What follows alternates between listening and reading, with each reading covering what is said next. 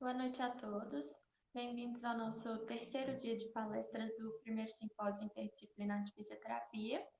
Antes da gente começar, alguns avisos.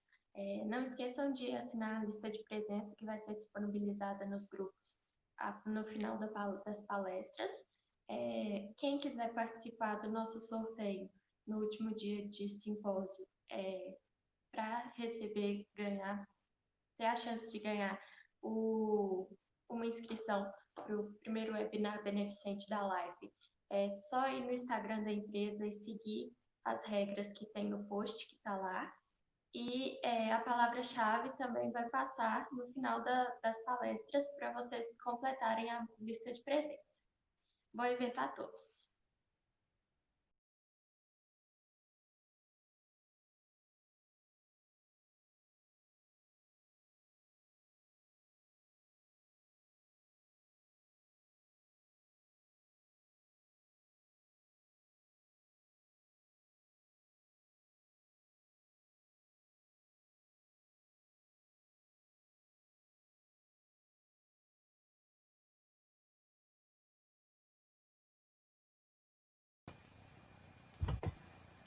Boa noite a todos. Meu nome é Matheus Ávila, estou aqui representando a Liga Muscular Alafcar e, em nome da Liga, queria agradecer primeiramente a empresa Júnior Inovação pela oportunidade de estar participando desse evento, E queria agora apresentar os palestrantes, o professor Dr. Pedro Henrique Schist Figueiredo e o professor Dr. Henrique Silveira Costa, vai falar sobre o tema as implicações cardiovasculares na Covid-19. O professor Pedro Henrique Schist Figueiredo possui graduação em fisioterapia pela Universidade Federal do Rio de Janeiro, 2004, especializado em fisioterapia cardiorrespiratória pela Sobrafir, mestrado em ciências pelo Programa de Pós-Graduação em Clínica Médica da UFRJ, 2006, e doutorado em ciências fisiológicas pela FVJM. Atualmente é professor adjunto da UFVJM, coordenador do Laboratório de Reabilitação Cardiovascular e membro do Laboratório de Fisiologia do Exercício e professor permanente do mestrado acadêmico do Programa de Pós-Graduação em Reabilitação e Desempenho Funcional da UFVJM. Líder do Grupo de Estudos de Pesquisas das Respostas Agudas e Crônicas ao Exercício na Prevenção, Diagnóstico e Tratamento das Doenças Cardiovasculares e membro da Associação Brasileira de Fisioterapia Cardiorrespiratória e Fisioterapia em Terapia Intensiva. Tem experiência em reabilitação cardiovascular e respiratória, atuando principalmente nos seguintes temas: reabilitação cardiopulmonar, ambulatorial e hospitalar.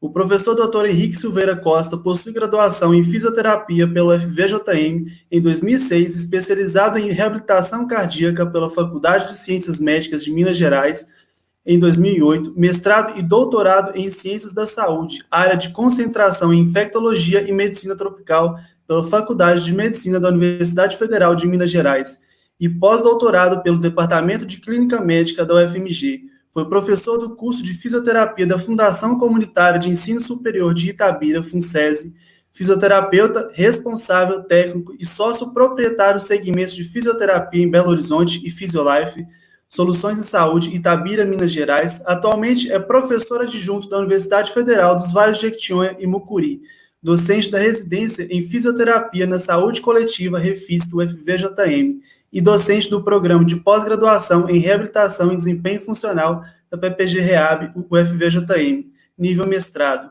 Tem experiência em fisioterapia cardiovascular, atuando principalmente nos seguintes temas: reabilitação cardíaca, treinamento físico do paciente com cardiopatia chagásica, avaliação funcional do paciente com doença de Chagas, insuficiência cardíaca, insuficiência venosa crônica, avaliação da qualidade de vida, ergometria e avaliação da capacidade funcional. Pedro Henrique.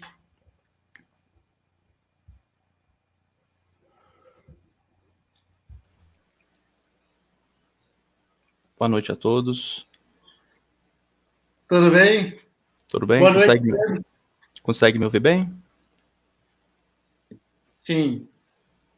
Beleza. Bom, queria dar boa noite a todos. Primeiramente, agradecer pelo convite, dar parabéns aí pelo ciclo, de lives, de palestra. E dizer que estou muito feliz aqui hoje poder estar participando e falar um tema, que hoje está na atualidade aí, E quanto mais conhecimento a gente tiver, mais orientação a gente pode dar e melhor a gente pode atender as pessoas que necessitarem, do nosso atendimento. Então, começo agradecendo o convite. Eu também queria agradecer o convite da inovação, não só agradecer o convite, mas queria parabenizar pela organização do evento também, o evento está sensacional, e agradecer também o convite da LAFICAR para a gente poder representar a Liga Acadêmica de Fisioterapia Cardiovascular aqui no evento. Beleza, então eu começo, né, Henrique? Eu vou começar falando, vou projetar aqui a minha apresentação, então.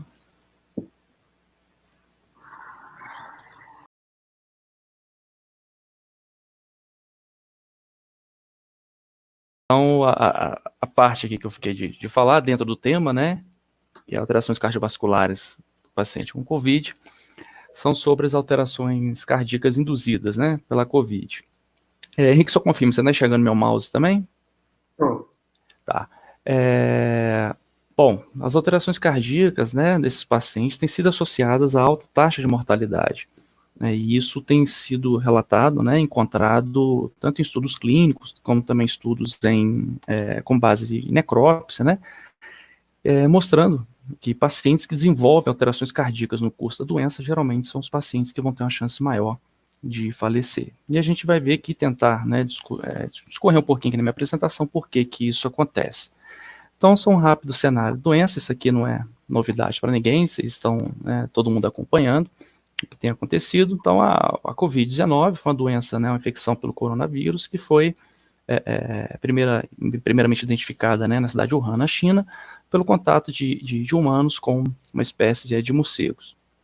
E essa contaminação, através de via respiratória, né, através de mucosas, foi então passada para os humanos. Também há uma hipótese que alguns animais domésticos, especialmente gatos, possam transmitir também a doença, mas isso ainda é uma hipótese. Fato é que hoje, né, esse aqui é um mapa da semana passada, se eu não me engano, da América Latina, e hoje o Brasil está caminhando em passos largos aí, com muita eficiência para se tornar o epicentro da doença, né, em breve.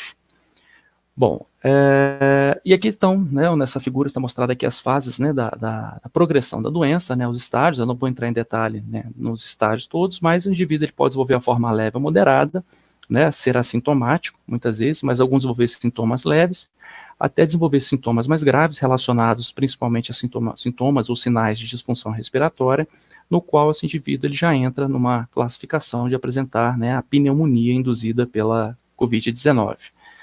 Em estágios mais graves, né, no qual os pacientes apresentam rápida deterioração, né, o rápido agravamento do quadro, ou agravo do quadro, isso pode cursar com um quadro séptico e consequente falência de múltiplos órgãos, né, o que está associado a obviamente, a maior risco, né, de morte nesses indivíduos.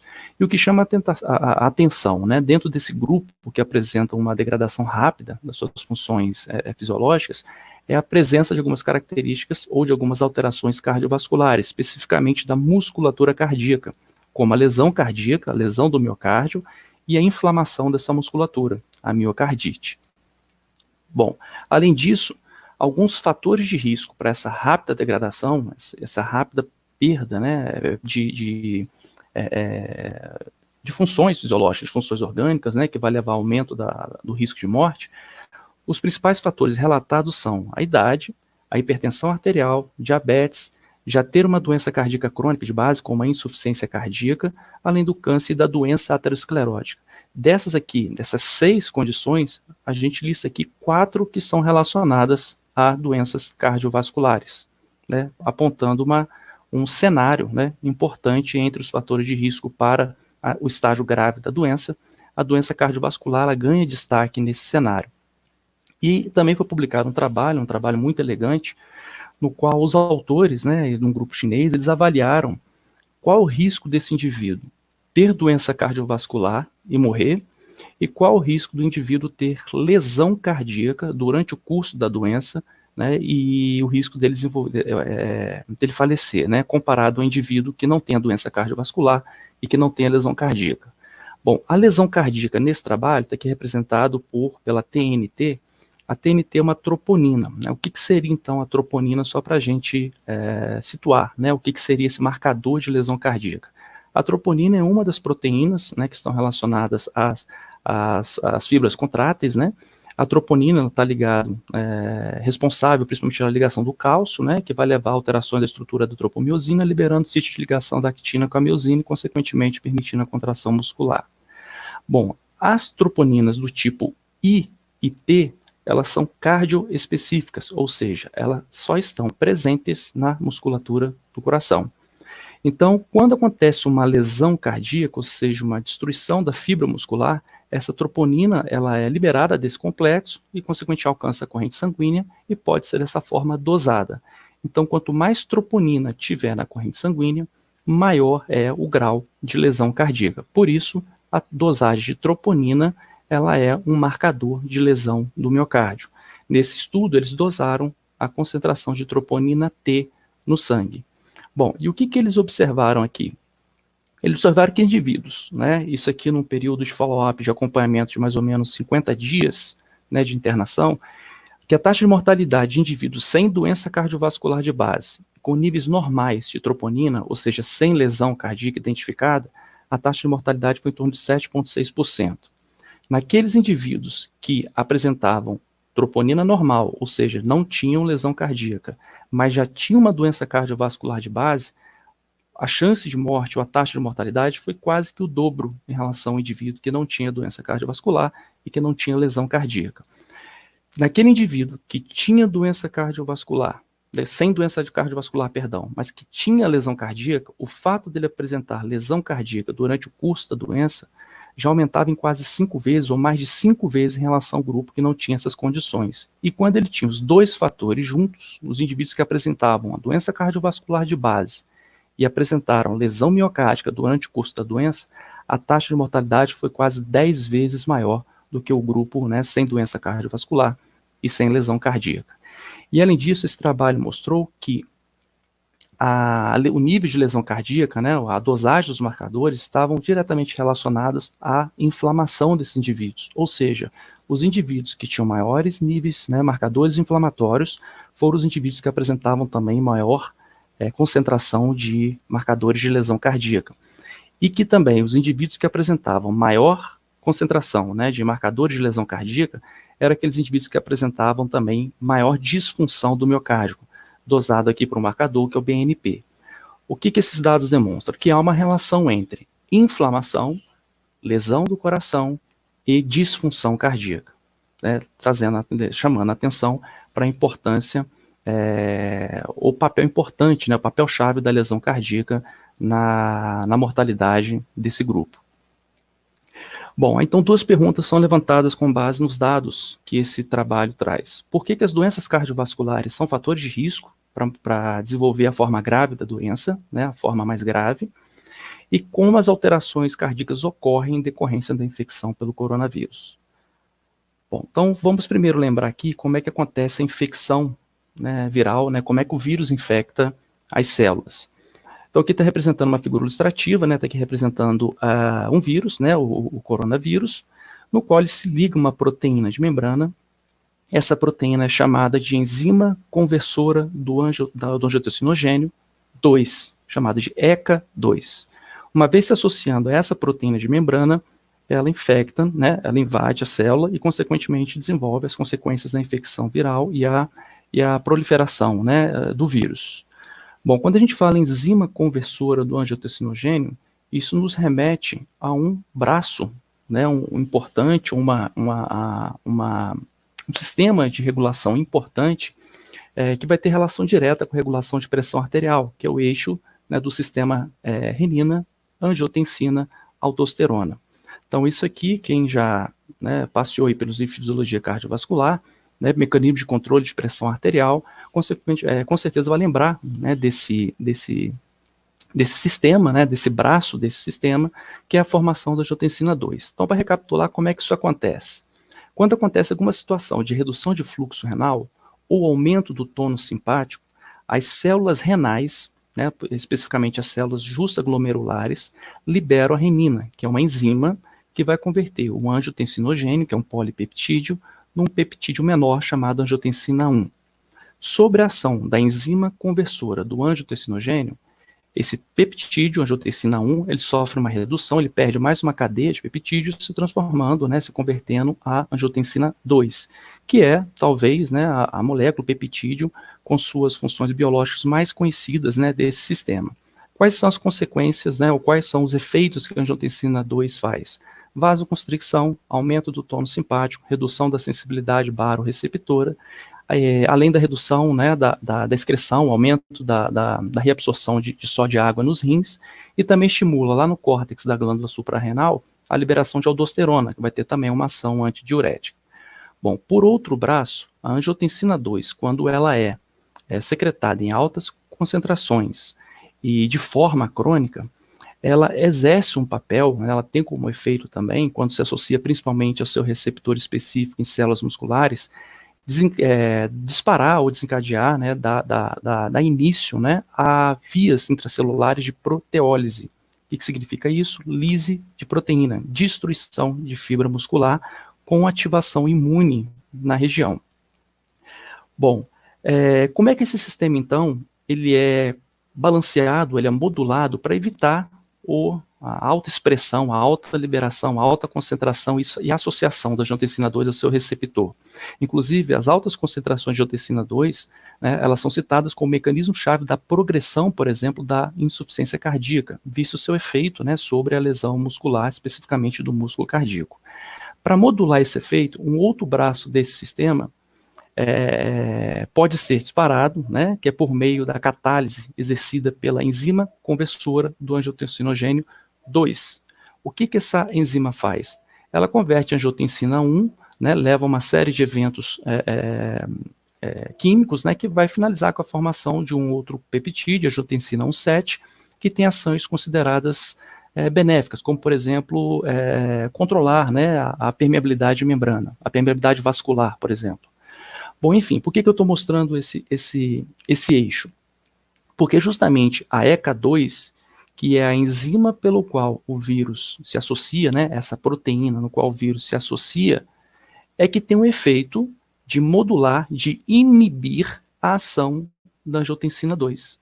Seja por conversão da angiotensina 1 em um outro peptídeo, numa outra sequência, numa outra cascata, ou através diretamente convertendo a angiotensina 2 nessa angiotensina 1,7, né, que tem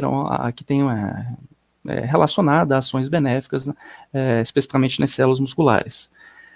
E o vírus, fazendo essa associação, o que ele vai causar?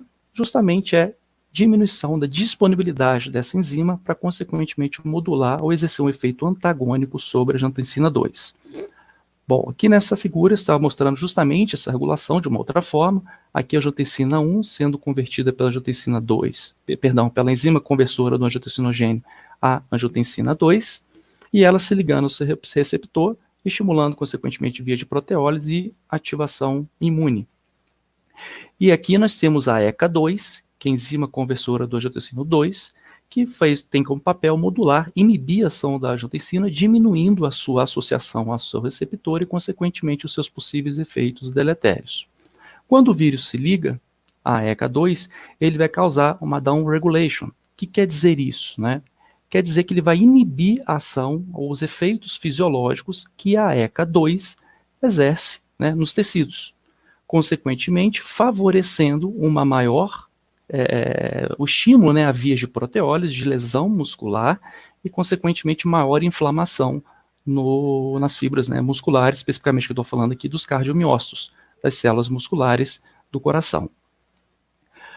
Bom, consequência disso, desarranjo do sistema renina-angiotensina-aldosterona, com alta expressão de angiotensina 2 e alta taxa de ligação ao seu receptor, uma ativação imune intracelular, no caso a fibra cardíaca, aumento da permeabilidade vascular, favorecendo transsudação, a infusão, né, o edema na célula, e consequente lesão tecidual com desencadeamento de fibrose. Pensando diretamente no pulmão, né, o pulmão e as vias aéreas, especificamente as unidades alveolares, apresentam também alta expressão da enzima ECA2, principalmente nos pneumócitos tipo 2. Só para a gente lembrar, os pneumócitos tipo 2 são células precursoras do pneumócito tipo 1 e também são as responsáveis pela formação do surfactante. E o surfactante ele tem uma função essencial que é garantir a estabilidade alveolar. Então, essas células sendo infectadas e, consequentemente, perdendo as suas funções, isso ajuda a explicar um pouquinho do porquê que a infecção pelo Covid-19, né, pelo coronavírus e, consequentemente, levar a doença Covid-19, esses pacientes vão apresentar disfunções pulmonares graves, principalmente em situações, em pacientes que apresentam fatores de risco para que isso aconteça. Bom, vamos pensar que isso aqui aconteça no indivíduo jovem saudável. Então, vai acontecer a ligação lá do vírus, o sistema imune desse indivíduo, ele é um sistema imune pérvio, capaz de combater a infecção viral com eficiência e de forma rápida, e além disso, esse indivíduo apresenta baixa expressão ou baixa liberação, concentração no sangue de angiotensina 2. Consequência, indivíduos com poucos sintomas ou até mesmo assintomático. Pegando como exemplo o idoso, no qual já apresenta alterações, né, ou uma incompetência imunológica, uma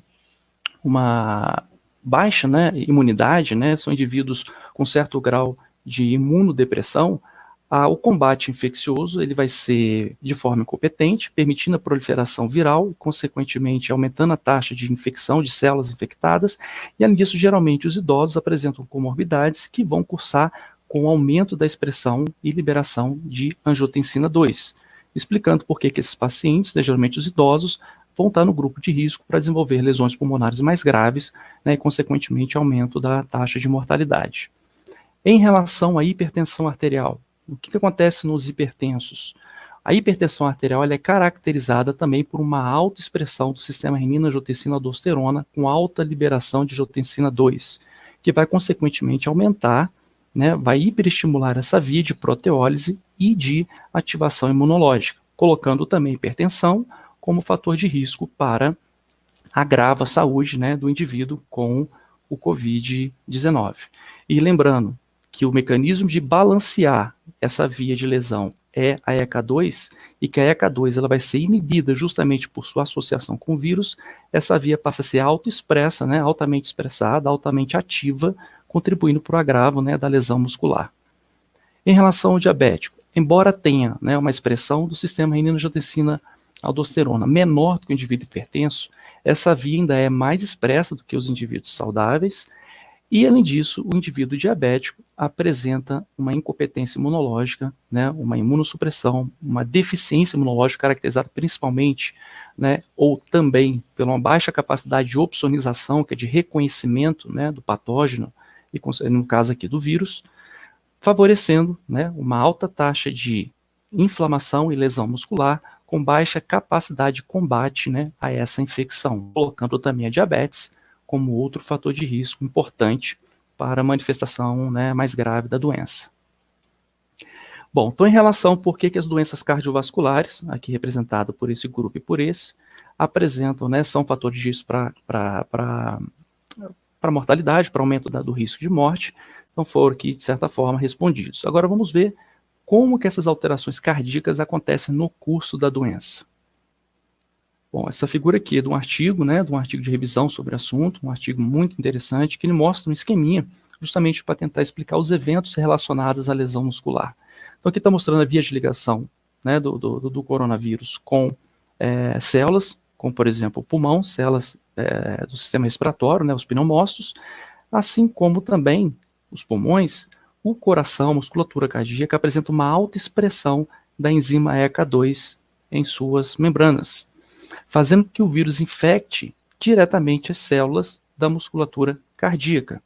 Essa infecção vai causar uma inflamação da musculatura cardíaca, das fibras musculares, que é conhecida como miocardite, sendo, portanto, uma miocardite fulminante nesses indivíduos. Isso vai afetar a capacidade contrátil do músculo cardíaco, a capacidade de bomba, de gerar débito, que vai ser conhecida como falência cardíaca ou insuficiência cardíaca.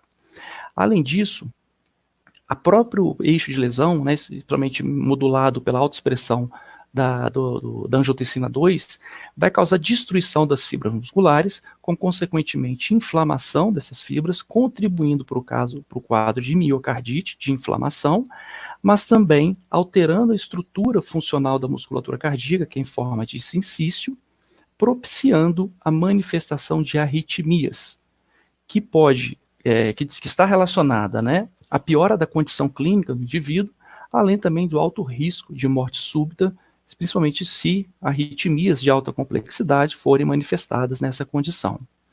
Além da musculatura cardíaca, as células, né, o vírus também infecta células endoteliais, né, que são as células de revestimento, o epitélio dos vasos, e também pericitos, que são uma espécie, né, um tipo de células mesenquimais. A consequência disso, né, além da própria infecção na musculatura cardíaca, vai ser a lesão microvascular a nível de capilares da musculatura sanguínea, desencadeando a chamada lesão microvascular, que pode diminuir ou afetar a oferta de oxigênio à musculatura, contribuindo para eventos isquêmicos durante o curso da doença. Também, essas lesões, né, ou a infecção viral de células endoteliais pode levar à disfunção dessas células, propiciando, por exemplo, vasoespasmo e aumento da taxa de oxidação de gorduras presente na parede do vaso, contribuindo para a lesão macrovascular, né, se pensa, né, aqui estamos falando dos vasos sanguíneos, né, de maior calibre, o que também vai contribuir para um desequilíbrio entre oferta e consumo de oxigênio do músculo cardíaco, que vai culminar, ou pode culminar, com eventos coronarianos agudos. Também é importante considerar que a infecção viral, de uma forma geral, vai aumentar a demanda metabólica, e isso vai exigir do coração um aumento do débito cardíaco para compensar, né, ou ofertar oxigênio, conforme, né, esse aumento da demanda tecidual, da demanda dos tecidos. E se essa muscula entra em falência cardíaca e arritmia, esse quadro, esse aumento do metabolismo basal vai ajudar também a descompensar o quadro, né, cardiovascular.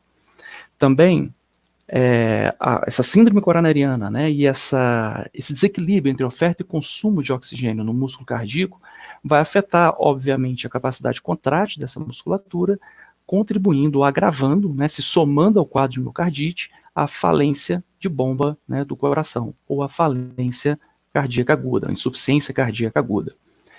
Especificamente, a infecção do pulmão está relacionada a uma alta ativação imunológica, com uma proliferação de células inflamatórias, especificamente linfócitos T e macrófagos, que vão, além de infectar diretamente as células da musculatura cardíaca e, consequentemente, ter um papel-chave na inflamação desse músculo, inclusive trabalhos que avaliaram, né, através de necrópsia, a musculatura cardíaca de pacientes que faleceram por Covid-19, foram encontradas altas contagens de células inflamatórias, linfócitos T e macrófagos, nesses grupamentos musculares, né, no caso do coração, mostrando, né, ou sugerindo uma relação muito grande, um papel importante da infecção, né,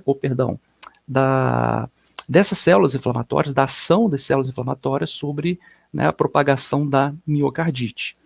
E também essas células inflamatórias são responsáveis pela liberação de citocinas, que essas citocinas, né, que são proteínas extremamente importantes, né, para a cascata dos eventos inflamatórios, mas elas também vão contribuir para o agravo da inflamação, além de serem cruciais ou serem chaves para a ruptura ou a instabilidade de placas de ateroma nas coronárias, ou seja, o aumento da inflamação vai propiciar, ou é um papel de gatilho, né, exerce um papel de gatilho para a ruptura de placa de ateroma, evento tromboembólico e síndrome coronariana aguda, ou seja, isquemia cardíaca.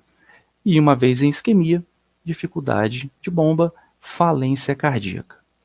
Bom, nós vimos até então que, né, a infecção viral vai afetar vai inflamar o músculo, afetar, né, desequilibrar a relação entre oferta e consumo de oxigênio dessa musculatura, consequentemente favorecendo a arritmia e insuficiência cardíaca.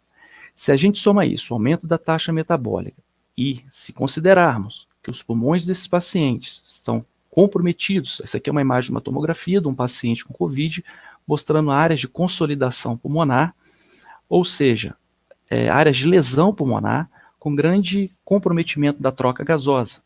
Então, além da lesão direta que o vírus exerce, né, sobre a musculatura cardíaca, a hipoxemia induzida pela lesão pulmonar vai ainda agravar essa situação, diminuindo ainda mais a oferta de oxigênio para a musculatura cardíaca, e isso vai, consequentemente, agravar a força da musculatura cardíaca e propiciar a manifestação, favorecer ou contribuir para a manifestação de arritmias complexas. Bom, então, o que a gente tem aqui? Essa aqui é uma imagem de um paciente grave com COVID, né, em posição prona, que é uma estratégia de terapia respiratória quando o paciente apresenta hipoxemia refratária, né, as estratégias ventilatórias específicas, né, para tentar melhorar a oxigenação arterial. E o que acontece em relação ao coração, de forma resumida? A gente já viu que acontece lesão do miocárdio, síndrome coronariana aguda e inflamação dessa musculatura, o que vai propiciar ou vai levar como consequência a falência de bomba, a falência do miocárdio e a manifestação de arritmias. Qual que é a consequência da insuficiência cardíaca ou da insuficiência cardíaca aguda, né, de forma geral? O edema cardiogênico, que é caracterizado por um aumento da pressão venosa, né, pulmonar, com aumento da pressão capilar pulmonar e extravasamento de líquido para os espaços alveolares. Ou seja, os alvéolos agora vão ser preenchidos, podem ser preenchidos por líquido, né, que é o que caracteriza o edema agudo cardiogênico, num paciente que já apresenta lesão pulmonar. Ou seja, se ele já tinha alteração de troca gasosa induzido pelo efeito direto da infecção viral nos pulmões, isso vai se somar ao edema agudo, né, ao edema alveolar desencadeado pela falência cardíaca. Além disso, essa falência de bomba, essa falência cardíaca, ela pode ser tão intensa a ponto de causar o choque cardiogênico, que é uma hipotensão grave desencadeada pela falência do coração, ou pela incapacidade do coração de gerar débito a ponto da pressão arterial cair a valores, né, de pressão arterial média abaixo de 65 milímetros de mercúrio. E esse paciente, né, devido à infecção respiratória, ele já vem cursando com quadro inflamatório sistêmico no sentido da manifestação, do desenvolvimento do choque séptico. Então, soma-se o choque séptico ao choque cardiogênico, esse paciente vai apresentar o choque misto, um choque causado por uma vasodilatação generalizada somada a uma falência de bomba. E a consequência é, obviamente, o aumento, né, da chance, né, uma chance alta de falência de múltiplos órgãos. E isso, então, explica por que os indivíduos que já apresentam doença cardiovascular, que vão apresentar a maior chance, né, de desenvolver infecções mais graves, se isso se soma à lesão do coração durante o curso da doença, a mortalidade é em torno de 10 vezes maior do que o indivíduo que não apresenta lesão cardíaca durante a doença ou não apresenta doença cardiovascular, não apresentava doença cardiovascular como hipertensão e diabetes antes, né, previamente à infecção. Bom, esses dados servem para reforçar a importância, né, a importância fundamental aqui da prevenção primária, da atenção primária, no controle da pressão arterial, no controle da glicemia, hábitos de vida saudáveis, que além dos efeitos já tradicionalmente conhecidos, né, do hábito de vida saudável sobre a saúde em geral, além disso é mecanismo protetor para a infecção, né, pelo COVID, né, pelo coronavírus. Importante ressaltar e relembrar, é sempre bom a higiene, né, a importância da higiene, do distanciamento social e do uso de máscaras. E além disso, né, eu termino a minha apresentação aí com a minha reverência, né, a todos os profissionais da saúde que estão aí se desdobrando, né, para dar conta do recado e dar uma chance, né, maior de sobrevida a esses indivíduos. Bom, assim eu encerro e agradeço mais uma vez, né, parabenizo mais uma vez a organização do evento e passo a palavra então ao professor Henrique. Pedro, nós estamos com tempo sobrando, viu? Já comuniquei Sabrina aqui, ela está de acordo, a gente pode seguir o tanto que a gente quiser. Eu também queria parabenizar a sua apresentação, Pedro, sempre a sua apresentação sensacional. E queria falar para todo mundo, né? Quem não me conhece, eu sou o professor Henrique, eu e o Pedro, a gente divide a fisioterapia cardiovascular na UFVJM, e da mesma forma que a gente divide a fisioterapia cardiovascular, já até desliguei o celular aqui, que eu não estou preocupado com o cronômetro. Da mesma forma que a gente divide a fisioterapia cardiovascular, a gente resolveu dividir essa apresentação para a gente conseguir, de uma certa forma, abordar as duas áreas, né? O Pedro falou das alterações, das implicações cardíacas da COVID, e eu vou falar das implicações vasculares da COVID. Vou apresentar aqui, vou tentar compartilhar minha tela, torcer. Aliás, a gente estava conversando agora, Pedro, não sei sua opinião, Eu, Débora e Matheus, a gente gostou muito dessa plataforma, parece que a gente está no Jornal Nacional, né? De repente a gente aparece, e só achei que engorda um pouco. Achei que poderia ser mais sei lá, se fosse mais coisa com a gente.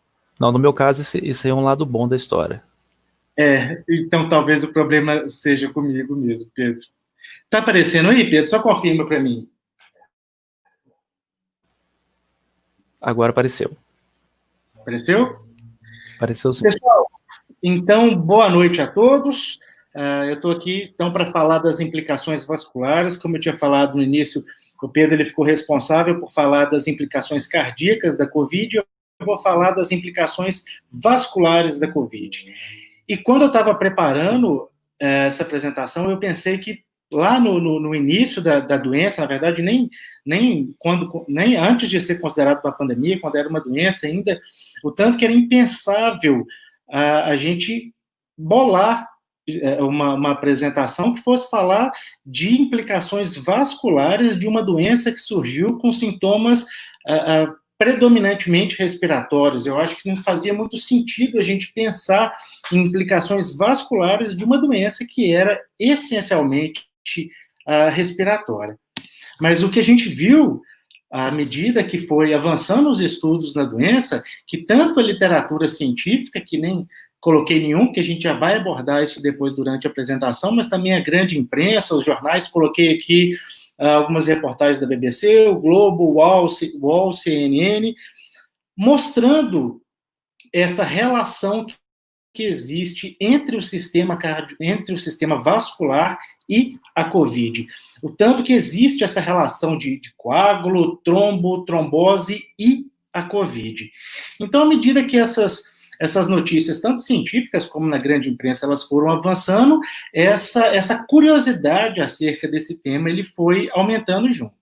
E antes da gente entrar nesse tema, eu queria colocar uma outra notícia que eu resolvi trazer, porque me preocupou muito, que é uma fake news que começou a ser divulgada bem recentemente, não sei se vocês receberam, eu coloquei porque eu recebi, e era uma fake news que ela falava o seguinte, ela começava muito parecido com toda fake news, né? O título era Médicos italianos descobrem a cura da Covid.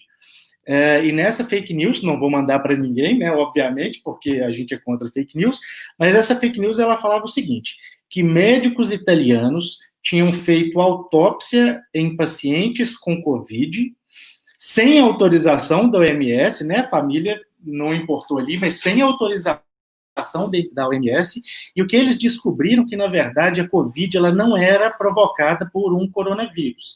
A Covid era provocada por uma bactéria, e essa bactéria, ela causava trombose. E, inclusive, tem na fake news direitinho uma prescrição de medicamento para você tomar em casa, que é ótimo, que você vai melhorar, que inclui anticoagulante, anti-inflamatório e antibiótico. Eles falaram que isso, na verdade, era um segredo da OMS, que eles estavam mandando incinerar todos os corpos, exatamente para ninguém descobrir, e que uma notícia que, e no final eles deram uma declaração que me deixou muito preocupado, que eles falaram que, na verdade, o paciente com Covid não tem necessidade nenhuma de suporte ventilatório, que era só tratar a trombose. Então, eu queria deixar claro, antes de começar a apresentação, antes da gente entrar na questão vascular, eu queria deixar claro que isso, de fato, é uma fake news. A gente vai ver que existe mesmo uma associação muito grande da trombose com a COVID, mas o resto, gente, a OMS não está fazendo bagunça nenhuma. O paciente muitas vezes pode precisar de suporte ventilatório, sim, e não tem essa de bactéria, não, é vírus mesmo, viu? Tá? Só para deixar claro, e se alguém receber, por favor, não compartilhe.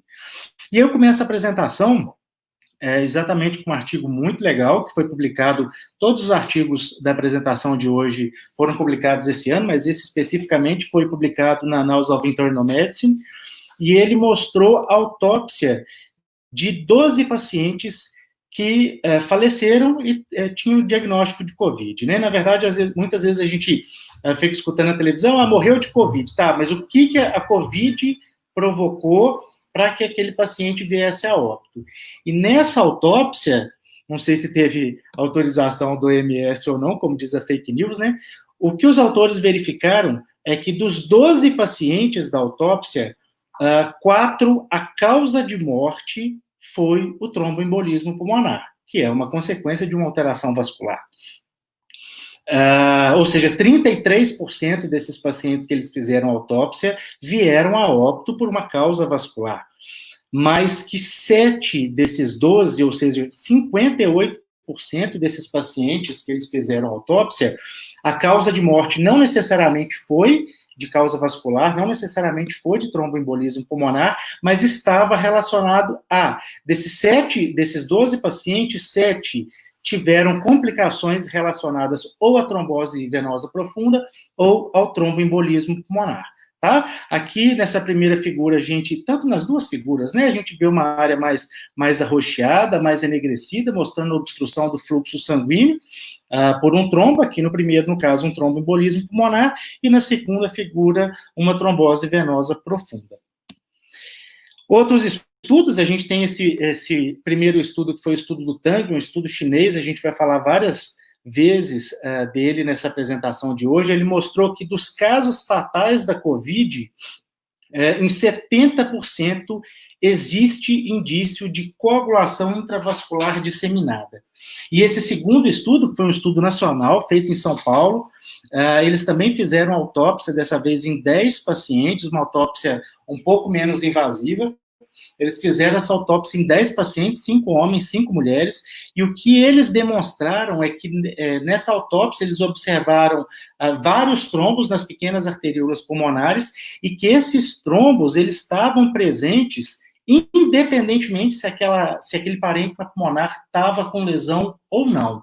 E que ele sugere, inclusive, que existe até uma independência do acometimento pulmonar com esses trombos que estão disseminados pela rede vascular do paciente.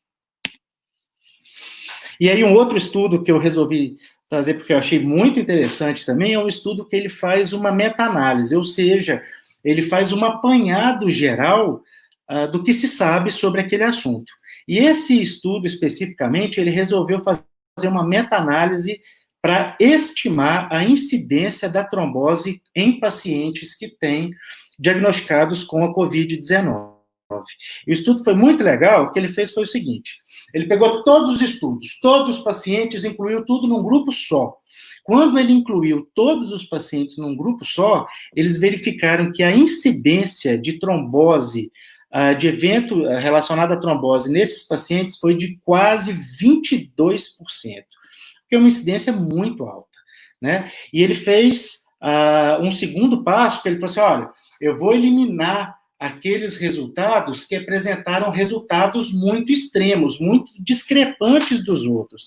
E mesmo quando ele eliminou eles, né, os autores, eles eliminaram esses resultados que foram muito extremos, foram muito discrepantes, eles ainda encontraram uma incidência de 20% naqueles pacientes diagnosticados com COVID-19, o que ainda assim representa uma incidência muito elevada.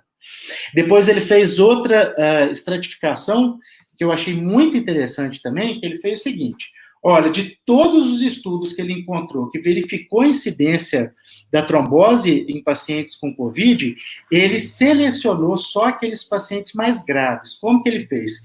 Ele selecionou os estudos onde mais de 75% da amostra era composta por pacientes que estavam na UTI.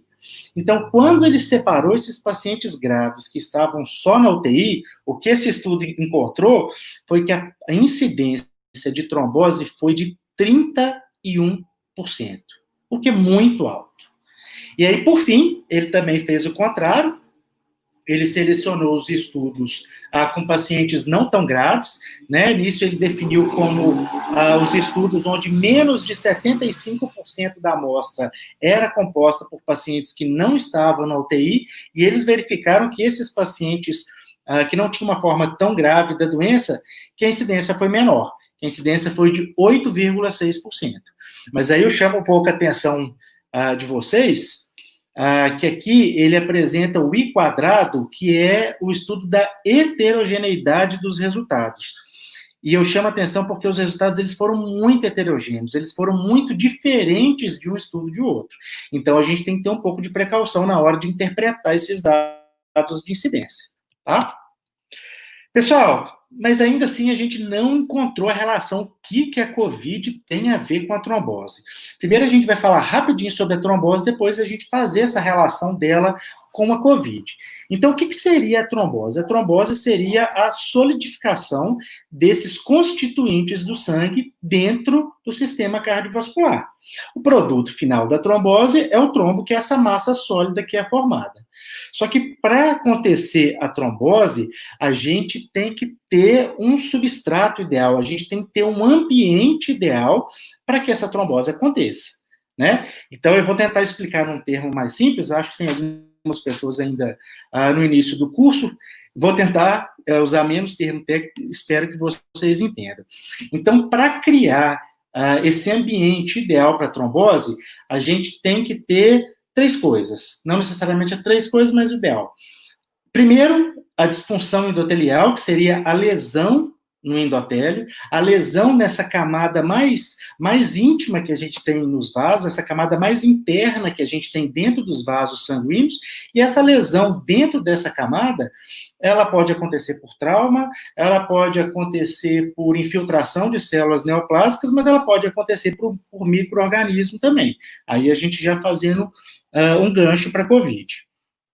Um segundo fator é a estase venosa, que é o sangue fica mais parado, não necessariamente parado, mas a gente tem uma redução da velocidade do fluxo sanguíneo, e isso acaba sendo muito perigoso, porque as células sanguíneas, principalmente as plaquetas, normalmente elas ficam na parte mais central dos vasos sanguíneos. À medida que essa velocidade do fluxo sanguíneo, ela diminui, essas células sanguíneas, as plaquetas, elas deixam de ficar nessa região mais central e passam para a parte mais marginal, elas vão para essa parte mais periférica do vaso sanguíneo. E se elas vão para a parte mais periférica dos vasos sanguíneos, a gente tem um contato muito próximo do endotélio com essas plaquetas, tá? O que vai favorecer esse estado de coagulação. E a gente tem um terceiro fator, que é um trava-língua danado, que é a hipercoagulabilidade. Isso seria um estado que a gente o organismo iria estimular a produção daqueles fatores que iam desencadear a coagulação. Então, se a gente tem disfunção endotelial, se a gente tem estase venosa, se a gente tem um estado de hipercoagulabilidade, a gente tem um ambiente ideal para acontecer a trombose, para ter a formação do trombo. E esses 3 juntos é o que a gente chama de tríade de Virchow.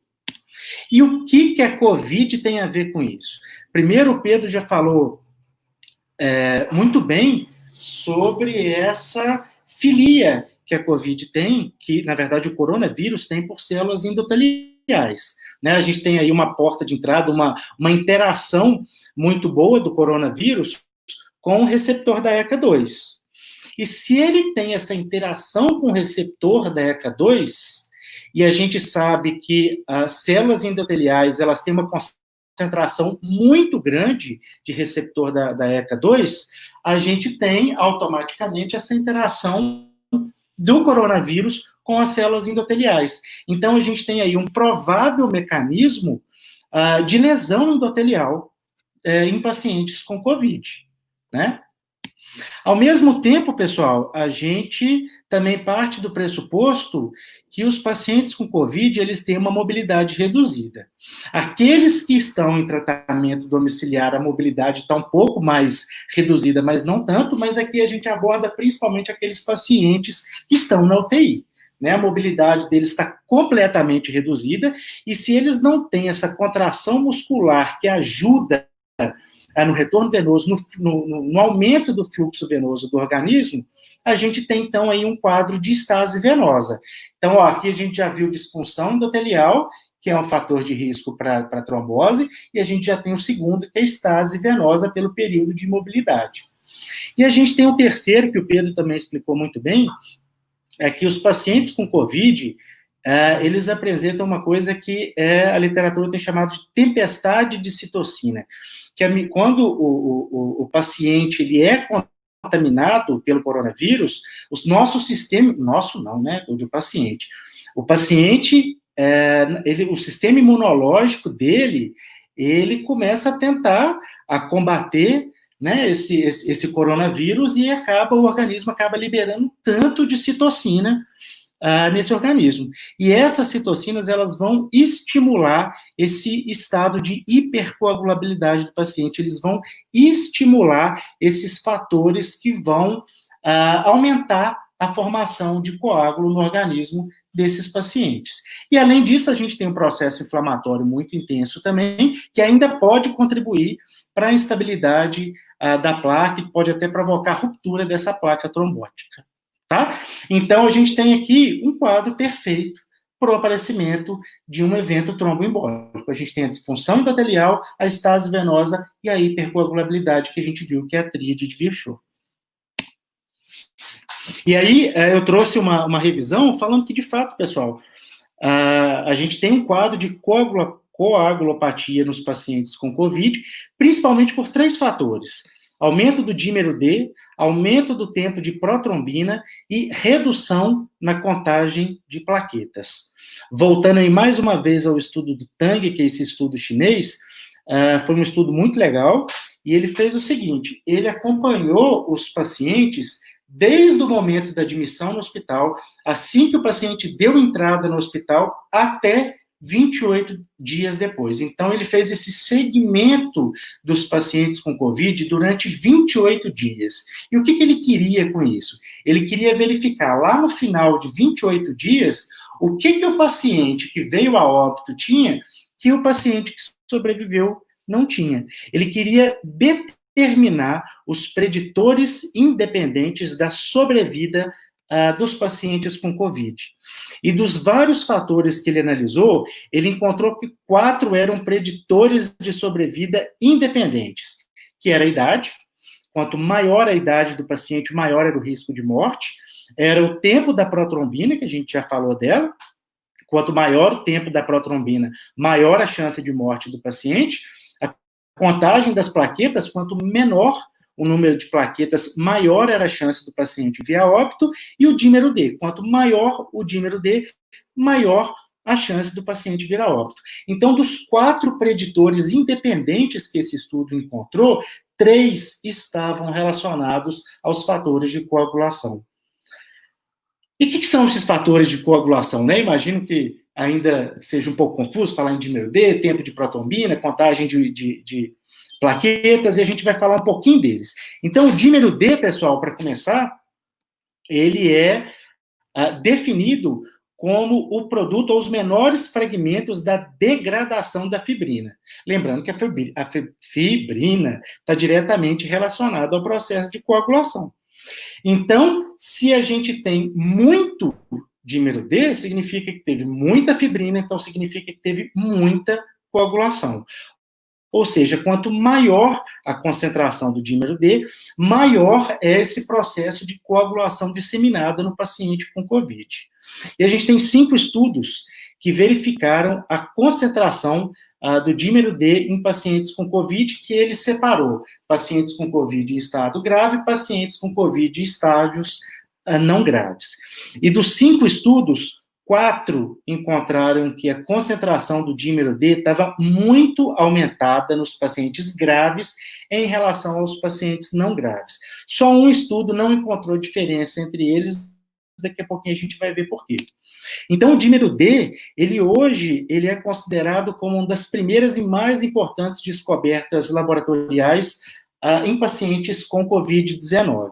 E o que se sabe até hoje, o que essa revisão ela pôde mostrar para a gente, é que, de fato, os pacientes com COVID têm aumento significativo na concentração do dímero D. Essa revisão ela também sugere que essa concentração do dímero D, a evolução é muito dinâmica, ela muda a concentração o tempo todo, e que quanto maior a concentração do dímero D, pior vai ser o quadro do paciente. ela é apontado, ela parece ser um marcador prognóstico, um marcador de sobrevida, de fato, muito importante, porém, entretanto, todavia, essa revisão ela aponta para alguns poréns. Primeiro, a maioria dos estudos foi retrospectiva. A gente sabe que existe uma falha metodológica quando o estudo é feito de forma retrospectiva. 3 dos 5 estudos, eles foram feitos de uma forma retrospectiva. E os 2 que fizeram um estudo prospectivo, eles apresentaram outras falhas metodológicas, como amostra muito pequena e foram realizadas num único centro. Então, assim, o dímero dele está emergindo aí como um marcador prognóstico importante para os pacientes com a COVID. Mas ainda é muito cedo para a gente definir, para a gente afirmar uma coisa com mais propriedade. Pessoal, em relação ao tempo de protrombina, que é o nosso segundo fator que a gente citou, que a gente estava estudando, o tempo de protrombina, ele se refere à tendência de coagulação do sangue. E preste bem atenção, nessas situações onde existe uma coagulação intravascular disseminada, quanto maior for o tempo de protrombina, menor a concentração de protrombina do paciente e pior é o estágio dele, pior é a gravidade da situação dele. Tá? E a gente tem também 5 estudos que objetivaram estudar o tempo de protrombina. A gente tem o estudo do Wang, quase tudo é chinês, às vezes é difícil de falar os autores, que ele demonstrou que naqueles pacientes com COVID associada à pneumonia, eles tinham tempo de protrombina maior do que aqueles pacientes que apresentavam só COVID. Teve esse estudo, segundo estudo do Wang, que ele mostrou que o tempo de protrombina naqueles pacientes que estavam na UTI também era maior do que aqueles pacientes que não estavam na UTI. A gente tem outros 2 estudos, do Tang e do Zhou, que eles mostraram o tempo de protrombina também como um marcador prognóstico desses pacientes com COVID. E a gente tem o último, que é o estudo do Fogarty, que foi o único que não encontrou diferença no tempo de protrombina naqueles pacientes que vieram a óbito e aqueles pacientes que sobreviveram.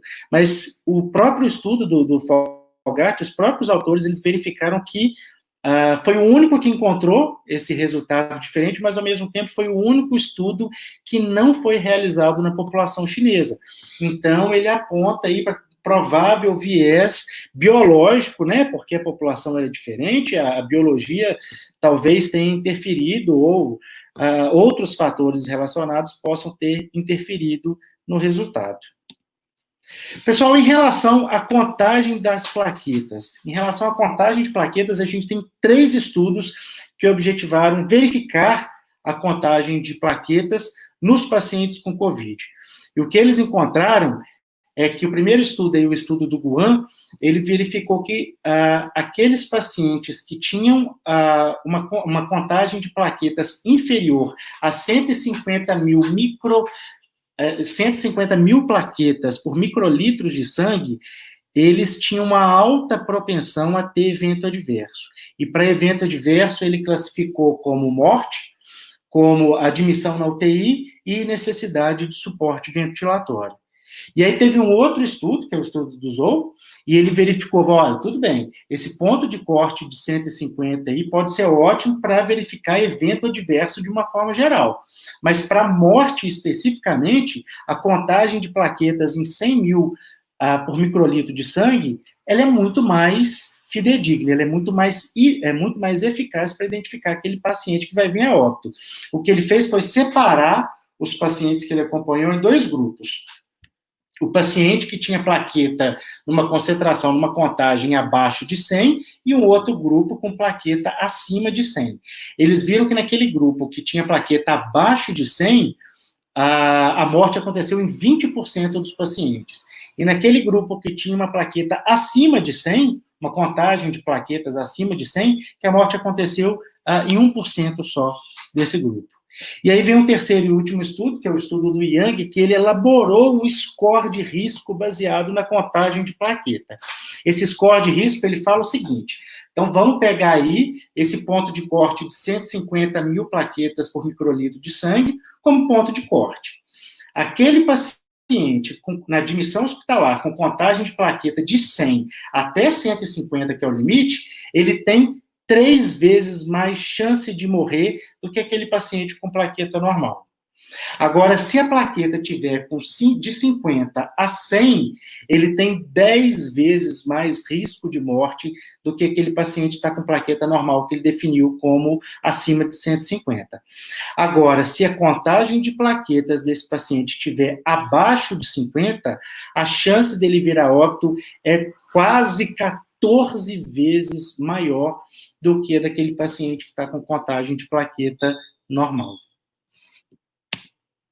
E aí, então, olha só o que a gente está falando até agora. A gente falou que a trombose ela é muito incidente, né, num paciente com COVID. A gente falou aí de 3 fatores que estão colaborando para essa coagulação disseminada no paciente com COVID, e fica parecendo meio óbvio para a gente que o tratamento com anticoagulante, principalmente preparina, que é esse anticoagulante potente que a gente tem, é o ideal para o tratamento desses pacientes.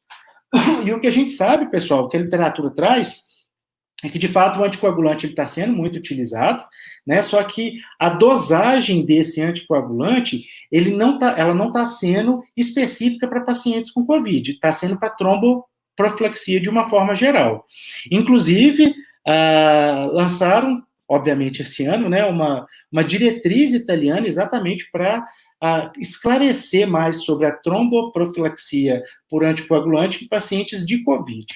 E o que eles colocaram nessa diretriz é o seguinte, que é, primeiro ponto, essencial monitorar os pacientes com COVID por testes laboratoriais, principalmente em relação ao dímero D, que a gente já falou, mas também, se possível, fazer a ultrassonografia desses pacientes para tentar identificar a presença de trombo.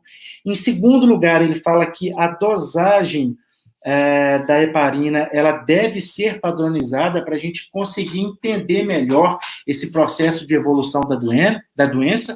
Isso é até muito curioso, porque ele fala que essa dosagem da heparina ou do anticoagulante, de uma forma geral, tem que ser padronizada, mas eles mesmos não padronizaram. Eles também afirmam que a profilaxia da trombose por anticoagulante, ela deve ser realizada em todos os pacientes que estão hospitalizados, com exceção daqueles pacientes que têm contraindicação à utilização de anticoagulante, mas que esses pacientes eles podem ser beneficiados por outras técnicas, inclusive técnicas de compressão mecânica mesmo do membro inferior. Eles também colocam que a tromboprofilaxia, além da fase hospitalar, ela também deve ser realizada na fase pós-hospitalar, depois que o paciente receber a alta, tá? Eles não padronizaram, mas eles estimam aí que essa tromboprofilaxia ela deve ser feita de 7 até 14 dias depois da alta hospitalar, e que os pacientes, mesmo em tratamento domiciliar, em alguns casos, eles têm que receber a prescrição de anticoagulantes, principalmente se esse paciente tiver fator de risco. E como fator de risco, ele mencionou a mobilidade reduzida, aqueles pacientes com mobilidade reduzida, os pacientes com IMC mais elevado, acima de 30, e os pacientes com câncer ativo. E para finalizar, a diretriz também falou que essa prescrição do anticoagulante, ela tem que ser feita de forma muito individualizada, porque a gente sabe que existe uma interação medicamentosa entre o anticoagulante e alguns antivirais. Então, tem que analisar o caso de cada paciente para que, né, o anticoagulante não reduza essa ação do antiviral do paciente com COVID, e que tem que ser pesado essa relação risco-benefício para ver se de fato vale a pena. Tá? Outra coisa que eu trouxe aqui para vocês, que eu achei muito interessante, que assim, a gente vê na literatura que fala muito de heparina o tempo todo, heparina. Na verdade, a gente tem uma gama de anticoagulantes, mas a heparina, ela está sendo mais utilizada, e esse estudo com participação de alguns pesquisadores nacionais, foi publicado também, mais uma vez, obviamente, esse ano. Ele trouxe uma informação que eu achei muito legal. Ele falou que a heparina, na verdade, ela é considerada um medicamento multi-alvo, que ela realmente é ótimo para a prevenção da coagulação do sangue, mas ela também tem essa propriedade de se ligar a diversas outras proteínas, inclusive as proteínas que estão presentes na superfície do novo coronavírus. E o que eles fizeram foi um estudo in vitro, em laboratório ainda, não foi testado em seres humanos, mas o que eles verificaram em laboratório é que a heparina, ela é capaz de reduzir a taxa de infecção, aqui eu não estou falando mais de coagulação, a heparina é capaz de reduzir a taxa de infecção do novo coronavírus em 70%, o que é uma porcentagem muito alta e os resultados são muito promissores. E aí voltamos pela última vez no estudo do TANG, que é um estudo de referência que a gente tem no tratamento por anticoagulante, e o que ele encontrou, pessoal, foi o seguinte, sempre fica aquela dúvida, e aí, funciona, não funciona, tem que dar anticoagulante, heparina, tal, que situação que é essa aí? O TANG e os colaboradores, eles estudaram quase 500 pacientes em estágios mais graves da doença, frequência respiratória alta, saturação muito baixa, e o que eles verificaram é que não teve diferença na mortalidade entre aqueles pacientes que utilizaram e não utilizaram o anticoagulante. Só que, um adendo importante, naqueles pacientes que estavam com o dímero D aumentado, com o tempo de protrombina aumentado e com a contagem de plaqueta diminuída, que foram os 3 fatores que a gente estudou na live de hoje, que aí sim a heparina, ela reduziu de forma muito significativa a mortalidade desses pacientes. Então, se esses pacientes em estágio grave, se eles já têm algumas alterações na cascata de coagulação, que aí sim a heparina ela é muito eficaz para diminuir a mortalidade desses pacientes.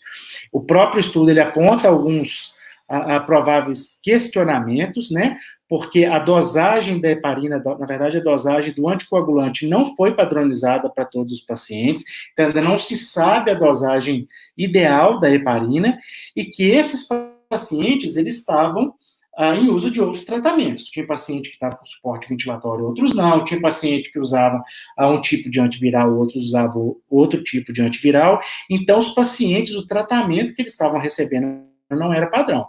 Mas o resultado final deles foi que aqueles pacientes com coagulação alterada, que aí sim o anticoagulante ou a heparina, ela pode ser eficaz para reduzir a mortalidade desses pacientes. Quase finalizando, eu não poderia deixar de trazer esse estudo também, que foi publicado no JACC, no Journal of American College of Cardiology. Eu achei esse estudo muito legal, um estudo americano, foi organizado, na verdade, por pesquisadores de Nova York, e ele comparou aqui, pessoal, nesse gráfico A, ele pegou todos os pacientes hospitalizados de vários centros, ou seja, foram 2.773 pacientes. E quando eles verificaram esses 2.773 pacientes que estavam hospitalizados, não teve diferença significativa na mortalidade em quem usava e quem não usava anticoagulante.